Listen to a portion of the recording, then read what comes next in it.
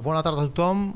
Abans tot, moltes gràcies per desplaçar-vos, per assistir a aquest esdeveniment que hem preparat. Moltes gràcies sobretot a l'equip de Petit Celler, que com sempre ha fet possible que estem avui aquí reunits, que podem gaudir de la xerrada i la degustació que anem a fer.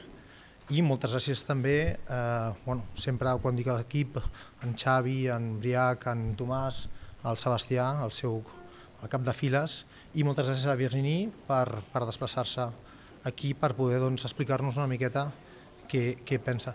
Alors, bonsoir à tous. Merci d'être aussi nombreux. Je ne pensais pas qu'il y aurait autant de monde ce soir. Je suis très impressionnée. Gracias a todos y no esperaba una asistencia tan abundante, tan nombrosa. Alors je suis désolée, je ne parle pas espagnol, donc je vous impose une traduction français-espagnol. Bueno, está desolada, no habla castellano, esto se impone como una traducción. Alors je vais commencer par un peu l'historique du domaine et de la famille. Mes grands-parents ont acheté le domaine Coulet-de-Serran en 62. Va a comenzar un poco por la historia del domaine. Sus abuelos compraron el domaine en el año 62. Mon père, lui, est arrivé en 76 et a introduit la biodynamie en 1980. Su padre llegó en 1976 y introdujo la biodynamie 80. En el año 80. Et moi, je suis arrivée sur le domaine en 2002. Y ella ha llegado, ¿qué era? 2002. Y ella llegó sobre el domaine en el 2002. Néanmoins, la Coulet-de-Serran, c'est un très très vieux domaine parce qu'il a été planté pour la première fois en 1130 par les moines cisterciens. El viñedo está plantado en el año 1130 por los monjes cistercienses. C'est un domaine qui est toujours resté en vigne. Donc c'est vraiment un terroir très très particulier. Et à l'époque, les moines cisterciens avaient l'habitude de planter la vigne toujours sur un coteau et toujours proche d'un fleuve ou d'une rivière. Es un viñedo que siempre ha estado plantado desde esa edad, desde 1130. Y los monjes tenían una manera peculiar de plantar, era siempre en custé, en ladera y siempre cerca de un río. Donc à l'époque de mes grands-parents, c'était une agriculture dite conventionnelle, mais avec des produits relativement basiques, bouillie bordelaise, soufre. Il n'y avait pas d'autres produits chimiques, de pesticides ou de traitements, ça n'existait pas vraiment à l'époque. En la época de sus abuelos se trabajaba bajo un contexto convencional, o lo que ahora llamamos convencional, con, pues como habéis oído, la bouillie bordelaise, y no había muchos productos de síntesis en ese momento, no estaba muy desarrollado esa parte, con lo que un trabajo. Et c'est mon père, quand il est arrivé en 1976, qui sortait d'une école d'agriculture, qui a apporté les premiers pesticides et les premiers engrais chimiques, pensant faire les choses bien, comme il avait appris. Y fue su padre que en 1976, cuando llegó de una escuela agrónoma, quien trajo los primeros pesticidas, los primeros productos de síntesis, tal como le habían explicado en la escuela de donde salía. Et il a vu en 2 ans la terre changer de couleur, plus d'insectes du tout, et plus de vie animale dans le domaine. Y vio que en 2 años la tierra cambiaba de color, desaparecieron los insectos y desapareció la vida animal dentro de lo que es el domaine. Donc il s'est dit, il y a un problème. Et à ce moment-là, il a découvert en lisant un livre ce qu'était la biodynamie. Et il a tenté, il a essayé tout seul dans son coin, ne sachant pas que d'autres domaines pratiquaient déjà cette agriculture. Y viendo que eso no funcionaba, leyendo un libro descubrió el biodinamismo y él comenzó a trabajar en su rincón sin saber si eso se estaba ya haciendo en algún otro punto del mapa vitícola.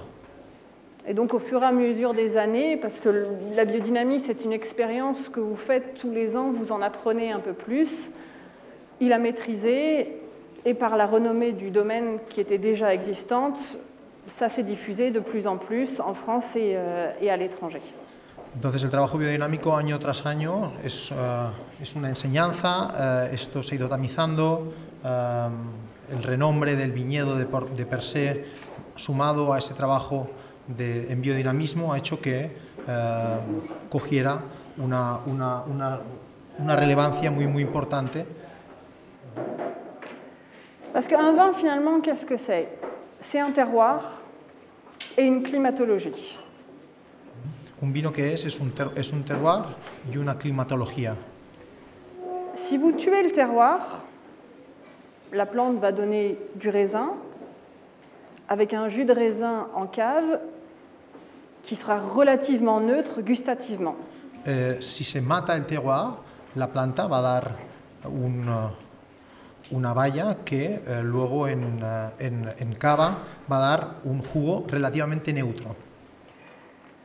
Et alors, si vous avez un goût neutre en cave, il vous faut une technologie de cave qui apporte la chaptalisation pour l'alcool, vous avez les osmoses, les cryoextractions et le levurage, qui est, à mon avis, le plus dramatique de toutes les aides qu'on puisse avoir.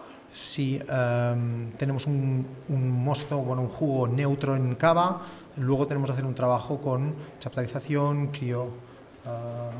criofermentación y diferentes técnicas, y levurage, que para ella es sobre todo lo peor de lo que se puede hacer sobre este gusto neutro, sobre este jugo neutro. Parce que vous, en tant que professionnel du vin, ce qui vous intéresse, c'est goûter un vin, telle ou telle appellation, vous vous attendez à retrouver des choses qui reflètent le terroir. Vosotros, como profesionales, cuando probáis este o este terroir, esperáis encontrar caracteres que os revierten sobre el gusto de ese terroir, de esa denominación. Aujourd'hui, malheureusement, la plupart des domaines vont vous faire un vin qui va être bon gustativement, mais qui ne sera pas le reflet du terroir, puisqu'il aura été assemblé en cave pour donner un certain goût, auquel vous avez peut-être même l'habitude, mais qui ne sera pas le terroir et qui ne sera pas le millésime du lieu où le raisin est né. Je vais résumer ça. Oui, résume. Generalmente vamos a encontrar vinos sobre los domaines vamos a encontrar vinos que van a estar bien hechos, que van a tener buen sabor, pero que no van a ser representativos de dónde son, de la zona de la denominación de origen que los acoge, de un gusto, de su expresión. Que ces pratiques existent, ça ne me pose pas de problème, à partir du moment où les consommateurs sont au courant qu'un vin XY a le goût de framboise, céleri, que sais-je, dans la bouteille, et que c'est marqué, le goût de framboise est obtenu par la levure XY temps, et ça donne le goût de framboise dans le vin. Que pase esto no es problema, siempre y cuando se informe al consumidor de que se ha buscado, o sea, que ese gusto de frambuesa es el resultado y está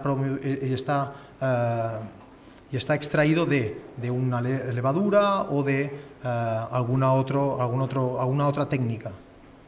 Aujourd'hui, personne ne le sait, ça. À part les viticulteurs, le consommateur n'est pas informé. Alors, pour prendre une région très connue, le Beaujolais, c'est exporté au Japon pendant des années avec le goût de banane. Le Beaujolais a goût de banane. Et personne ne savait que la banane, ça n'a rien à voir avec le Beaujolais, c'est une levure. La cuestión es que, aparte del viticultor, nadie sabe de dónde proviene ese gusto. Un ejemplo es Beaujolais, que durante muchos años se ha exportado a Japón y marcando el Beaujolais con gusto a banana, cuando no es su gusto, sino es una cosa que proviene de la fermentación, que proviene de la técnica.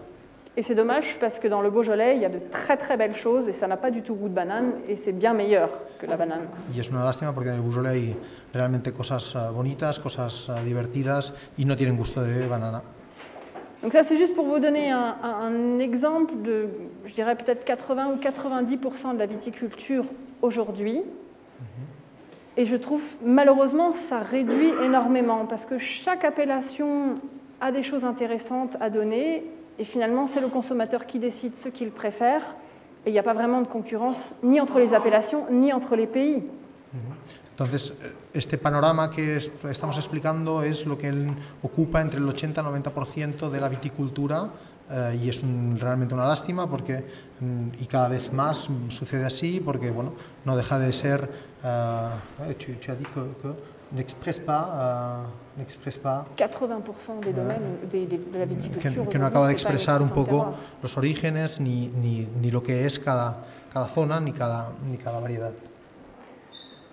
Donc nous, le choix de la biodynamie, c'était pas pour être écologique, c'était pas à but écologique. Le choix de la biodynamie, c'était, on a un terroir, on a la chance d'avoir un terroir très particulier, relativement exceptionnel.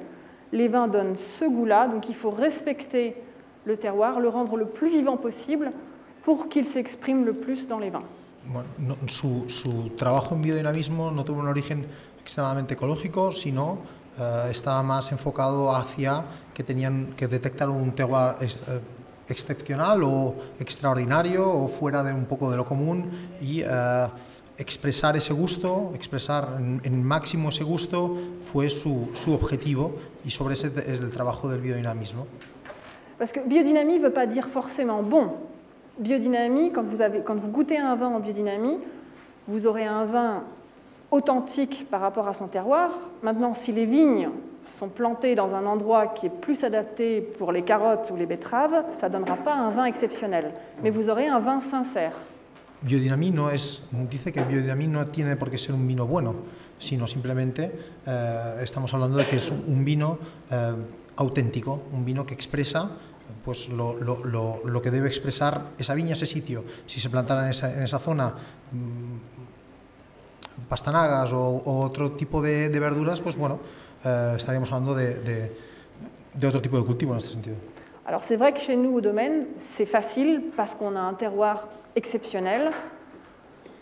Donc ça aide. Pour des domaines qui sont sur des terroirs plus simples, le fait d'être en biodynamie ne va pas forcément les aider à vendre beaucoup plus. Mais nous, la combinaison de notre terroir, c'est vraiment une chance que nous avons. Ellos están dentro de un terreno excepcional y entonces eso les da cierta suerte. Hay otros sitios donde el terroir es más simple y el trabajo en biodinamismo no tiene por qué darles forzosamente un punto de calidad extremo.